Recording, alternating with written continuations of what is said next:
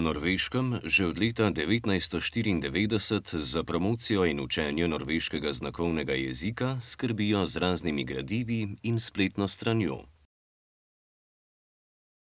V ekipi je bilo najprej 5 sodelavcev, danes jih je že 3 do 4-krat več, vse pa financira država.